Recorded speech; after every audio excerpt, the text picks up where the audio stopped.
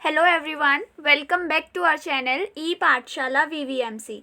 आज हम करेंगे क्लास 10th की हिंदी की वर्कशीट नंबर 51, जिसकी तारीख है 4 नवंबर 2020।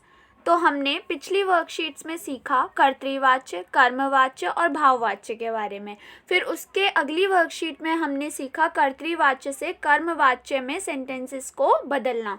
अब आज की इस वर्कशीट में हम सीखेंगे कर्तृवाच्य को भाववाच्य में बदलने के लिए। तो सबसे पहले आपको भाववाच्य की कुछ बातें याद रखनी पड़ेंगी। वो बातें हैं कि कर्ता के साथ से या फिर के द्वारा लगाया जाता है ताकि हम उसे दर्शा सकें कि ये भाववाच्य का वाक्य है। फिर इसके बाद भाववाच्य में नॉर्मली जनरली हम अकर्मक क्रियाओं का इस्तेमाल करते हैं। अकर्मक क्रियाएं क्या होती हैं?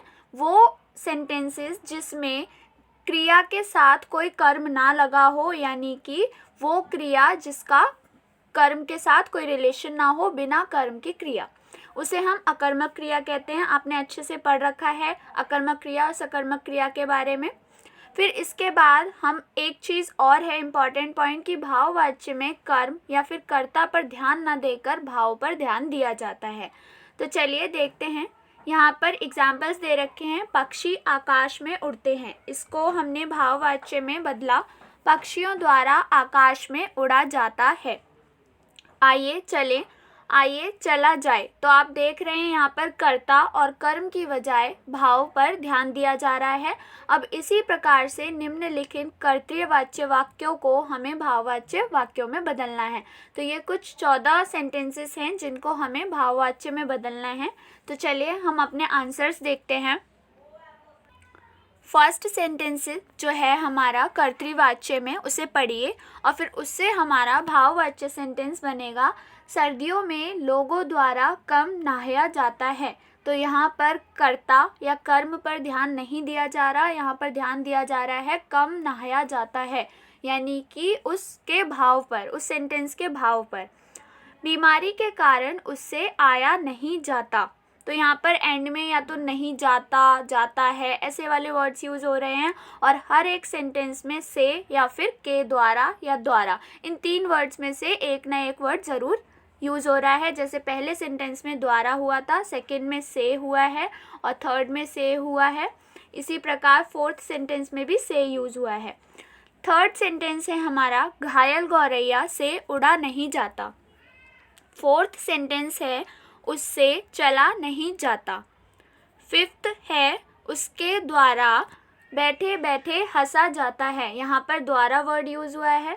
फिफ्थ में उससे चारपाई पर सोया नहीं जाता या फिर उससे चारपाई पर सोया जाता है, इसमें से वर्ड यूज़ हुआ है ताकि हम इसे दर्शा सकें कि ये भाववाच्य का सेंटेंस है। उस सेवेंथ सेंटेंस उस बेचारी के द्वारा रोया भी नहीं जाता। तो यहाँ पर के द्वारा वर्ड यूज़ हुआ है। ये जो है एक तरीके से सिंबल है कि ये भाववाच्य सेंटेंस का एग्जाम्पल है। तो हर एक भाववाच्य सेंटेंस में या फिर तो से लिखा जाता है या फिर द्वारा।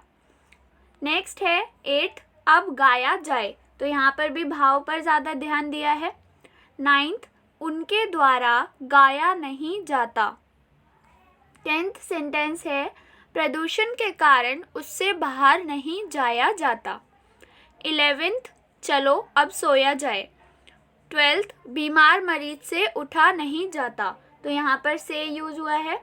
नेक्स्ट में द्वारा तुम्हारे द्वारा बहुत अच्छा गाया जाता है।